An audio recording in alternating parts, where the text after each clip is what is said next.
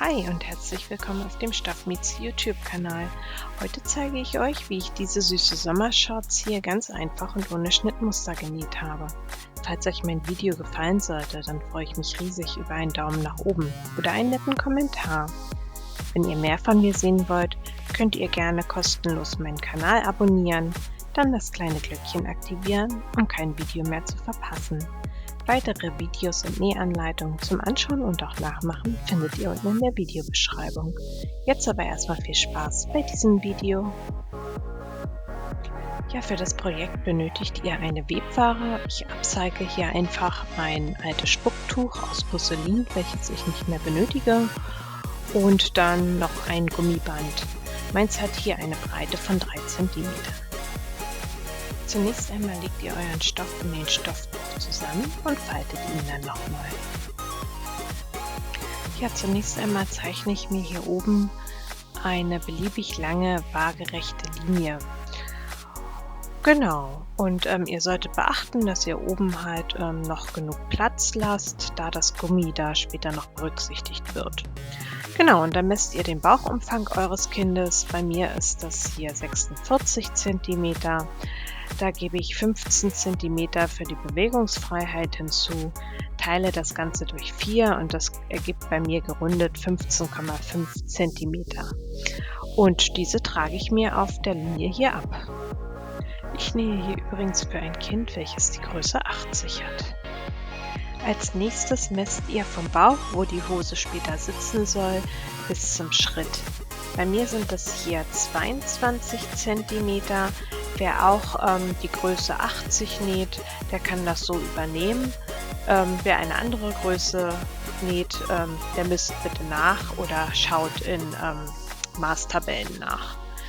Genau, und dort ziehe ich mir dann auch, also diese 22 cm messe ich mir von der oberen Linie ab und ziehe hier wieder eine waagerechte Linie nach unten. Und genau, dann müsst ihr den Umfang des Po's eures Kindes ausmessen. Bei mir sind das 53 cm. Hier gebe ich 25 cm Bewegungsfreiheit hinzu, damit die halt schön locker sitzt. Teile das Ganze wieder durch 4. Das macht bei mir 19,5 und diese 19,5 cm trage ich mir hier wieder unten ab. Anschließend verbinde ich beide Punkte dann mit einer geschwungenen Linie.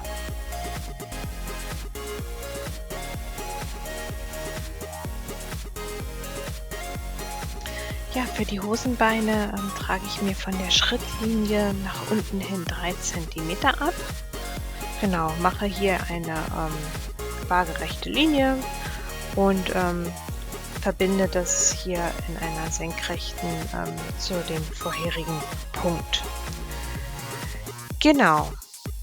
Und dann müsst ihr den Oberschenkelumfang eures Kindes ausmessen. Bei mir sind das 20 cm. Hier gebe ich wieder 15 cm Bewegungsfreiheit hinzu, also so, damit es wirklich schön locker sitzt. Der Stoff ist ja auch nicht dehnbar. Genau, und teile das Ganze dann durch 2. Das macht bei mir 17,5 cm. Und genau, diese trage ich dann vom äußeren Punkt aus zum Stoffbruch hin ab. Genau, und von oben zeichnet ihr dann, also von der Schrittlinie zeichnet ihr dann eine geschwungene Linie zu dem eben markierten Punkt. Ja, ich hatte ja vorhin erwähnt, dass das Gummi noch mit berücksichtigt werden muss. Deswegen trage ich mir von der oberen Linie 4 cm nach oben ab. Also mein Gummi ist 3 cm breit und ich nehme hier oben 4 cm. Genau, und wenn ihr das dann habt, dann kann das Ganze ausgeschnitten werden. Ja, ausgeschnitten sollte dann das Ganze so aussehen. Ihr müsstet dann 2 Teile vorliegen haben. Diese legt ihr dann rechts auf rechts aufeinander. Ich versäubere hier die oberen Kanten mit der Overlock, damit sich das dann später besser umschlagen lässt. Des Weiteren nähe ich beide Seiten und den Schritt auch mit der Overlock zusammen. Normalerweise würde man hier nur mit der Overlock versäubern und das Ganze dann mit der normalen Nähmaschine mit einem Gradstich nähen. Genau, aber aus Gründen der Faulheit, genau, nähe ich das hier mit der Overlock zusammen.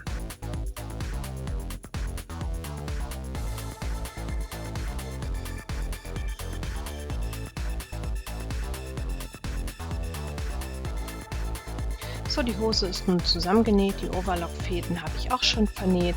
Jetzt muss hier unten Folgendes passieren, also entweder ihr schlagt das hier zweimal um und näht einfach mit einem Gradstich drüber und säumt das auf diese Weise, oder ich mache das hier mit einem Rollsaum.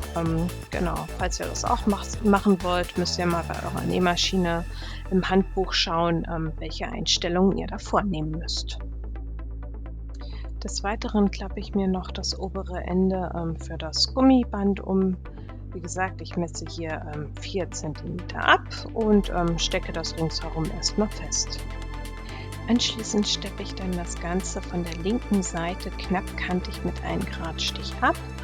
Und dabei müsst ihr beachten, dass ihr noch eine Öffnung für das Gummi lasst zum Durchfädeln.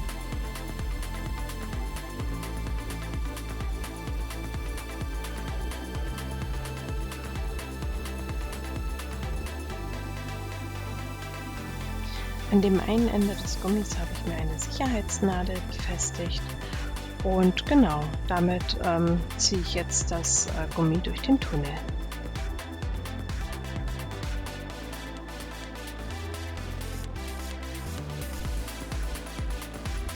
Den Gummi nähe ich dann anschließend mit einem Zickzackstich zusammen und den Tunnel schließe ich dann mit einem Gradstich.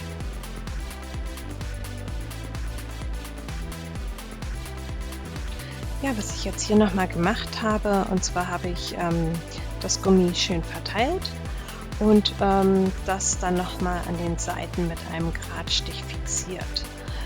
Genau, dadurch verrutscht euch das Gummi nicht, also kann sich nicht mehr drehen und ist halt trotzdem noch dehnbar.